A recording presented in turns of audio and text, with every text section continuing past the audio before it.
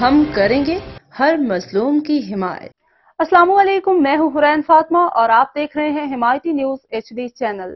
نظر ڈالتے ہیں آج کی اہم خبروں پر۔ زمان ٹاؤن پولیس کا کوسٹ گارڈ چورنگی کے قریب ڈکیتوں سے مقابلہ، رات کے وقت شہریوں سے لوٹ مار کر کے فرار ہونے والے ڈکیتوں کا آمنا سامنا۔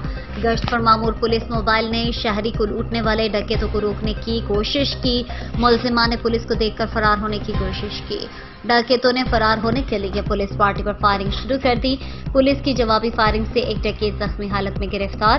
SHO زمان ٹاؤن عتیق الرحمان اور کامران عباسی معمول کی گشت کر رہے تھے۔ زخمی ڈکیت کی شناخت عبدالباسط رانا کے نام سے ہوئی ہے۔ ملزم کا دوسرا ساتھی اندھیرے کا فائدہ اٹھاتے ہوئے فرار ہو گیا۔ ملزم کے قبضے سے اسلحہ چھینے ہوئے 2 موبائل فونز اور دیگر سامان برآمد۔ گرفتار ملزم عادی جرائم پیشہ ہے۔ زخمی ملزم کو طبی امداد دینے کے لیے ہاسپٹل منتقل کر دیا گیا ہے۔